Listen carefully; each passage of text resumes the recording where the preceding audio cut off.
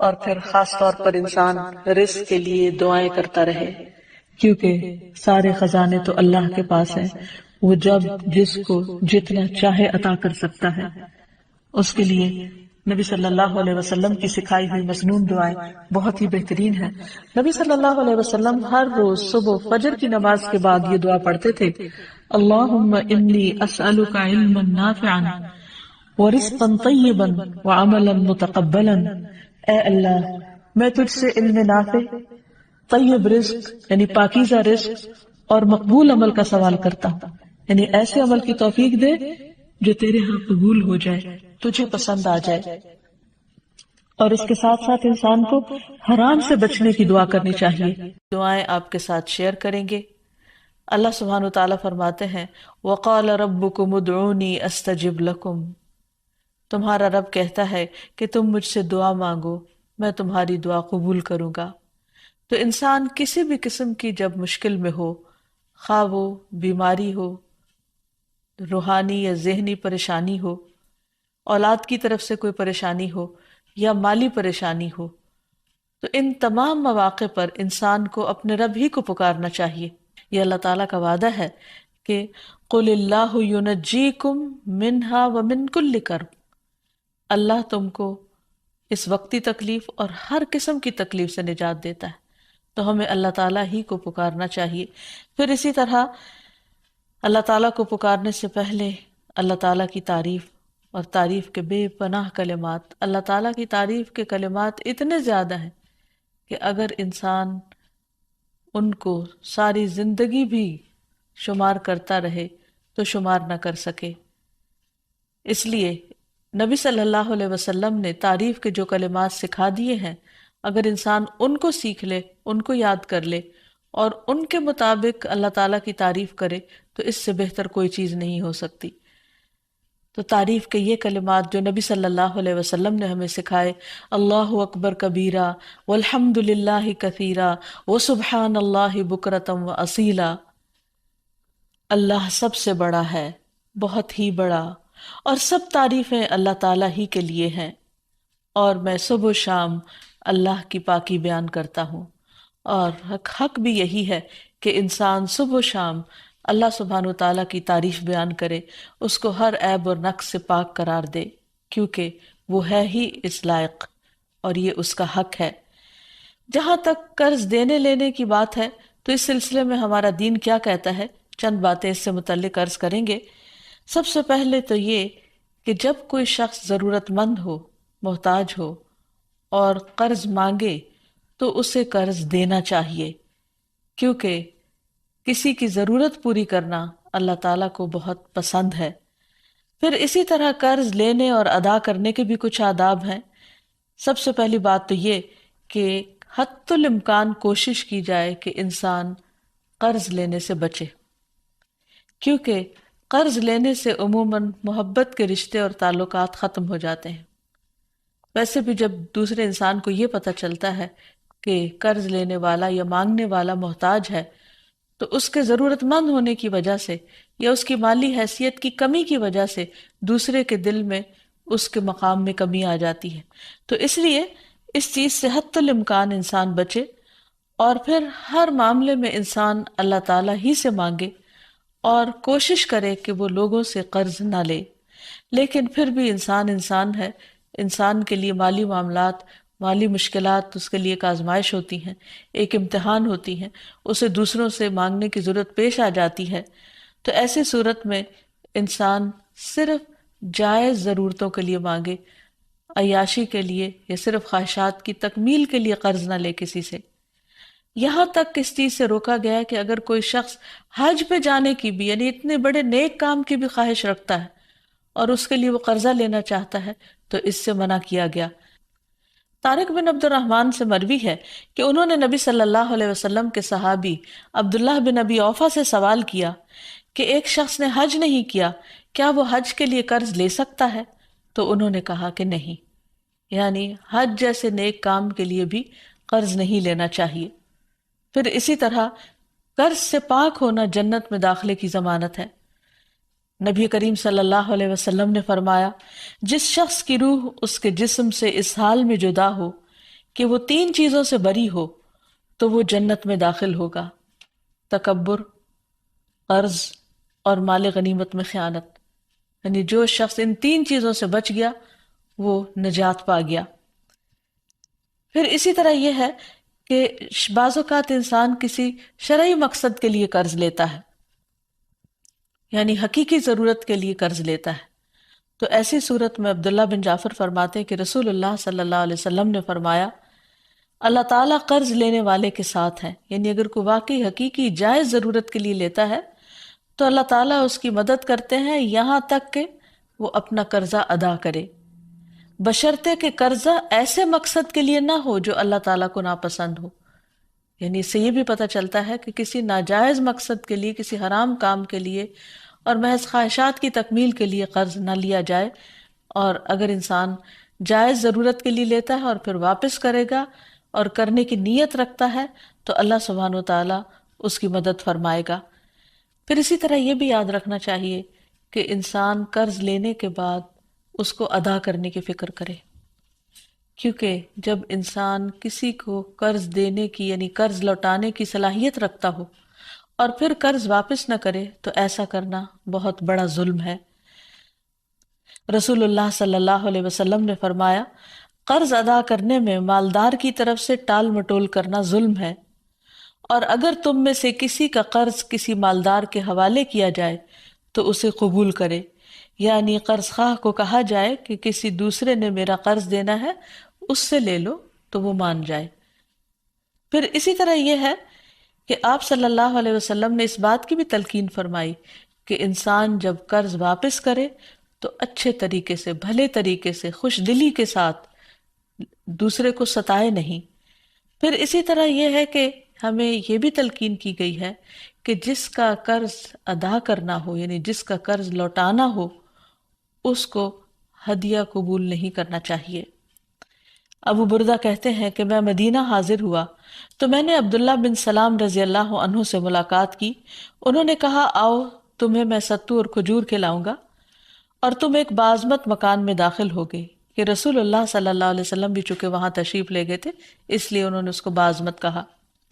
پھر آپ نے فرمایا تمہارا قیام ایک ایسے ملک میں ہے جہاں سودی معاملات بہت عام ہیں، اگر تمہارا کسی شخص پر کوئی حق ہو اور پھر وہ تمہیں ایک تنکے یا جو کے دانے برابر بھی یا ایک گھاس کے برابر بھی ہدیہ دے تو اسے قبول نہ کرنا، کیونکہ وہ بھی سود ہے۔ پھر اسی طرح ہمارے دین نے ہمیں یہ بھی سکھایا ہے کہ اگر کوئی شخص اپنا قرض نہ لوٹا سکتا ہو تو کوئی دوسرا شخص اس کی طرف سے ادا کر دے، یعنی انسان کسی اور کے قرض ادا کرنے کی ذمہ داری لے لے، کیونکہ رسول اللہ صلی اللہ علیہ وسلم نے فرمایا میں ہر مومن کے لیے اس کی اپنی ذات سے بھی زیادہ اس کے قریب ہوں۔ جو شخص قرض یا چھوٹی اولاد چھوڑ کر جائے تو ان کی پرورش میرے ذمہ ہے، اور جو شخص مال چھوڑ کر جائے وہ اس کے وارثوں کا ہے۔ تو اس سے یہ پتہ چلتا ہے کہ نبی صلی اللہ علیہ وسلم دوسروں کے قرض ادا کر دیا کرتے تھے۔ پھر اسی طرح زکوٰۃ سے بھی قرض کی ادائیگی کی جا سکتی ہے۔ قرآن مجید میں آتا ہے انما الصدقات للفقراء والمساکین والعاملین علیہا والمؤلفۃ قلوبہم وفی الرقاب والغارمین وفی سبیل اللہ وابن السبیل فریضۃ من اللہ واللہ علیم حکیم۔ بے شک صدقات تو دراصل فقیروں، مسکینوں اور ان کارندوں کے لیے ہیں جو ان کی وصولی پر مقرر ہیں، نیز تالیف قلب، غلام آزاد کرانے، قرض داروں کے قرض اتارنے، اللہ کی راہ میں اور مسافروں پر خرچ کرنے کے لیے ہیں۔ یہ اللہ کی طرف سے فریضہ ہے اور اللہ سب کچھ جاننے والا اور حکمت والا ہے۔ تو اس سے یہ پتہ چلتا ہے کہ اگر کوئی شخص مجبور ہو، تکلیف میں ہو، قرض کے بوجھ تلے دبا ہوا ہو تو اس کا بوجھ اتارنے کے لیے اگر ویسے کوئی ذریعہ نہ بن پائے اور کوئی مدد کرنے کو تیار نہ ہو تو پھر اس کی مدد زکوٰۃ کے مال سے بھی کی جا سکتی ہے۔ لیکن یہ بات یاد رہے کہ ہر انسان جو قرض لے وہ قرض ادا کرنے کی نیت رکھے، کیونکہ جو شخص قرض ادا کرنے کی نیت کرے گا اللہ سبحانہ وتعالیٰ کی اس کے ساتھ مدد ہوگی، اور اس کے لیے انسان کو بھرپور کوشش بھی کرنی چاہیے۔ حضرت عائشہ کہتی ہیں کہ نبی صلی اللہ علیہ وسلم نے فرمایا میری امت میں سے جو شخص قرض کا بوجھ اٹھائے اور اسے ادا کرنے کی کوشش کرتے ہوئے فوت ہو جائے لیکن وہ قرض ادا نہ کر سکے تو میں اس کا ولی ہوں، یعنی نبی صلی اللہ علیہ وسلم نے اس کو اپنے ذمے لیا۔ پھر کیونکہ یہ ایک بہت بڑی نیکی ہے، ایک بہت بڑا ثواب کا کام ہے، پھر اسی طرح یہ ہے کہ انسان کو اس کی بہت زیادہ فکر بھی ہونی چاہیے۔ ابو ہریرہ کہتے ہیں کہ نبی صلی اللہ علیہ وسلم نے فرمایا، میرے لیے یہ بات باعث مسرت نہیں کہ میرے پاس احد کے پہاڑ برابر سونا ہو اور تیسری رات مجھ پر آ جائے اور ان میں سے 1 دینار بھی میرے پاس باقی ہو، یعنی اسے میں اللہ کے راستے میں خرچ نہ کر دوں، سوائے اس دینار کے کہ اس کو میں اپنے قرض کی ادائیگی کے لیے بچا رکھوں۔ یعنی آپ صدقہ کرنے سے زیادہ اس بات کو اہمیت دیتے تھے کہ قرض کو واپس کر دیا جائے، کیونکہ قرض کا ادا کرنا فرض ہے اور صدقہ خیرات جو ہے وہ ایک نفلی عبادت ہے۔ اسی طرح ہم دیکھتے ہیں کہ ہمیں یہ بھی سکھایا گیا ہے کہ جب کوئی فوت ہو جائے تو اس کے چھوڑے ہوئے مال میں سے سب سے پہلے قرض چکایا جائے اس کا، اور پھر اس کے بعد اس کی وصیت پوری کی جائے۔ قرآن مجید میں بھی اس کا تاکیدی حکم ملتا ہے۔ حضرت علی رضی اللہ عنہ فرماتے ہیں کہ رسول اللہ صلی اللہ علیہ وسلم نے قرض وصیت سے پہلے ادا کرنے کا حکم دیا، جبکہ تم لوگ قرآن میں وصیت کو پہلے اور قرض کو بعد میں پڑھتے ہو۔ تو ابو عیسیٰ کہتے ہیں کہ عام علماء کا اس پر عمل ہے کہ وصیت سے پہلے قرض دیا جائے، کیونکہ قرض ادا کرنا فرض کے درجے میں ہے۔ اور پھر قرآن مجید میں پہلے کیوں آیا ہے کہ وصیت کو پورا کیا جائے؟ کیونکہ قرض والا تو قرض خواہ خود مطالبہ کر لے گا، لیکن وصیت جس کے حق میں کی گئی ہو سکتا ہے اسے معلوم بھی نہ ہو، تو اس کی اہمیت بتانے کے لیے کہ وصیت کو بھی پورا کرنا ضروری ہے۔ لیکن اگر میت جو ہے اس کے ذمہ قرض ہے اور اس کے ساتھ ساتھ وہ وصیت بھی کر چکا ہے تو پہلے قرض ادا ہوگا، اگر مال بچے گا تو وصیت پوری کی جائے گی۔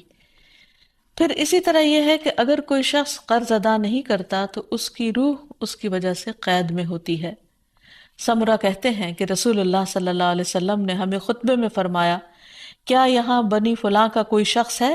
تو کسی نے کوئی جواب نہیں دیا۔ پھر پوچھا، کیا یہاں بنی فلاں کا کوئی شخص ہے؟ پھر کسی نے کوئی جواب نہیں دیا۔ پھر آپ نے پوچھا، کیا یہاں بنی فلاں کا کوئی شخص ہے؟ تو ایک شخص نے کھڑے ہو کر کہا کہ میں ہوں، اے اللہ کے رسول صلی اللہ علیہ وسلم۔ آپ نے فرمایا، پہلے 2 بار پوچھنے پر تم کو جواب دینے میں کس چیز نے روکا تھا؟ میں تمہیں تمہاری ہی بھلائی کی خاطر پکار رہا تھا۔ تمہارا ساتھی اپنے قرض کے سبب قید میں ہے۔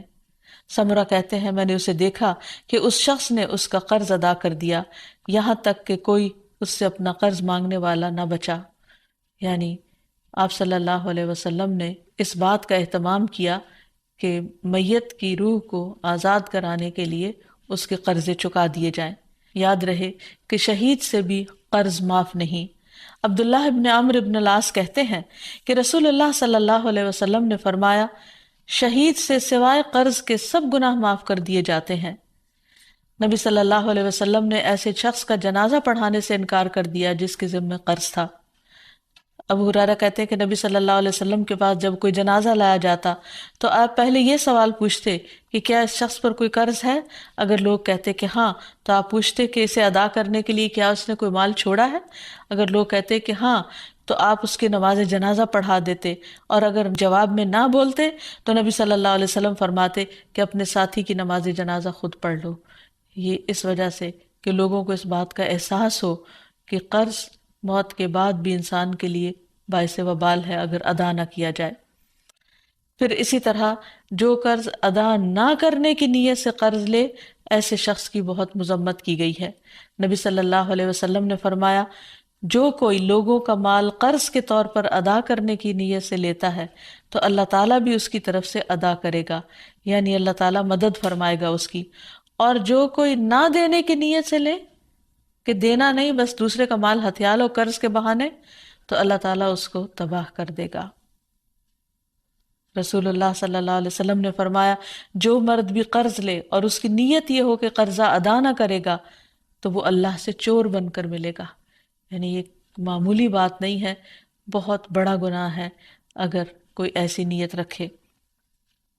پھر اسی طرح ایک اور روایت میں آتا ہے کہ محمد بن عبداللہ بن جحش سے روایت ہے، وہ فرماتے ہیں کہ اللہ کے رسول صلی اللہ علیہ وسلم اس جگہ بیٹھے ہوئے تھے جہاں جنازے رکھے جاتے تھے، تو آپ نے اپنا سر آسمان کی طرف اٹھایا، پھر اپنی نگاہ کو نیچے کیا، پھر اپنا ہاتھ اپنی پیشانی پر رکھ کر فرمایا سبحان اللہ سبحان اللہ، کیا سختی اتری ہے۔ فرماتے ہیں کہ ہم نے پہچان لیا اور ہم خاموش ہو گئے۔ جب دوسرا دن ہوا تو میں نے رسول اللہ صلی اللہ علیہ وسلم سے پوچھا کہ کیا سختی ہے جو نازل ہوئی ہے؟ آپ نے فرمایا قرض کے بارے میں، اس ذات کی قسم جس کے قبضے میں میری جان ہے، اگر کوئی شخص اللہ کے راستے میں قتل کر دیا گیا ہو، پھر وہ زندہ ہو جائے، پھر مار ڈالا جائے، پھر زندہ ہو، پھر مار ڈالا جائے، اور اس پر قرض ہو، تو وہ جنت میں داخل نہ ہو سکے گا۔ یعنی یہ بہت بڑی بات ہے، اس لیے انسان کو عام حالات میں چھوٹی موٹی ضرورتوں پر قرض نہیں لینا چاہیے، لیکن اگر کوئی شدید ضرورت ہو تو ادا کرنے کی نیت سے لینا چاہیے اور پھر ادا کرنے کی کوشش بھی کرنی چاہیے۔ پھر اسی طرح یہ ہے کہ اگر کوئی شخص مقروض مرے گا تو قیامت کے دن جس سے قرضہ لیا ہوگا اس کو مقروض کی نیکیاں دے دی جائیں گی، اور اگر اس کے پاس نیکیاں نہیں ہوں گی تو قرض دینے والے کی برائیاں مقروض کے ذمہ ڈال دی جائیں گی اور وہ ان کی سزا بھگتے گا، کیونکہ وہاں درہم و دینار نہیں ہوں گے، صرف نیکیاں ہی ہوں گی۔ دوسری طرف ہمارے دین رحمت ہے، تو اس میں مقروض کو معاف کر دینے پر بھی بہت سی احادیث ہمیں ملتی ہیں اور اسے ایک بہت بڑی نیکی قرار دیا گیا ہے۔ رسول اللہ صلی اللہ علیہ وسلم نے فرمایا کہ جو شخص قرضے پر مہلت دے اس کے لیے روزانہ صدقہ کرنے کا اجر ہے۔ بریدہ رضی اللہ عنہ سے مروی ہے کہ میں نے نبی صلی اللہ علیہ وسلم کو یہ فرماتے ہوئے سنا کہ جو شخص کسی تنگ دست مقروض کو مہلت دے دے اسے ہر دن کے عوض اتنا ہی صدقہ کرنے کا ثواب ملے گا۔ پھر ایک اور مرتبہ سنا تو نبی صلی اللہ علیہ وسلم نے فرمایا جو شخص کسی تنگ دست مقروض کو مہلت دے دے اسے ہر دن کے عوض دگنا صدقہ کرنے کا ثواب ملے گا۔ میں نے عرض کیا یا رسول اللہ صلی اللہ علیہ وسلم، پہلے میں نے آپ کو ایک گنا پھر دگنا ثواب کا ذکر کرتے ہوئے سنا تو نبی صلی اللہ علیہ وسلم نے فرمایا قرض کی ادائیگی کی مہلت کا وقت آنے سے قبل اسے روزانہ ایک گنا صدقہ کرنے کا ثواب ملے گا، اور قرض کی ادائیگی کی میعاد گزرنے کے بعد مزید مہلت دینے پر دگنا ثواب ملے گا۔ تو اس سے یہ پتہ چلتا ہے کہ جتنی جو مقروض کو ڈھیل دیتا ہے اس کے لیے اجر اتنا ہی زیادہ بڑھتا چلا جاتا ہے۔ پھر قرض کا اجر جنت کے دروازے پر بھی لکھا ہوا ہے۔ رسول اللہ صلی اللہ علیہ وسلم نے فرمایا ایک آدمی جنت میں داخل ہوا، وہ کیا دیکھتا ہے کہ اس کے ایک دروازے پر لکھا ہوا ہے کہ صدقہ کا ثواب 10 گنا اور قرضے کا ثواب 18 گنا ہے۔ یعنی اگر کوئی شخص کسی کو کچھ 1 روپیہ دیتا ہے تو اس کے بدلے میں اس کو 10 نیکیاں ملتی ہیں، لیکن اگر کوئی شخص قرض کے طور پر کسی کو دیتا ہے تو اس کے بدلے میں 18 نیکیاں اس کو ملتی ہیں۔ پھر اسی طرح نبی صلی اللہ علیہ وسلم نے فرمایا ایک شخص لوگوں کو قرض دیا کرتا تھا اور اپنے نوکروں سے اس نے یہ کہہ کر رکھا تھا کہ جب تم کسی کو مفلس پاؤ تو تم اسے معاف کر دیا کرو، ممکن ہے کہ اللہ تعالی ہمیں بھی معاف فرما دے۔ رسول اللہ صلی اللہ علیہ وسلم نے فرمایا کہ موت کے بعد جب وہ اللہ سے ملا تو اللہ تعالیٰ نے اس کو بخش دیا۔ تو گویا جو دنیا میں دوسروں کے قرض معاف کر دیتا ہے قیامت کے دن اللہ تعالیٰ اس کو معاف کر دے گا۔ پھر اسی طرح قرض معاف کرنے والے قیامت کے دن عرش الہی کے سائے تلے ہوں گے۔ رسول اللہ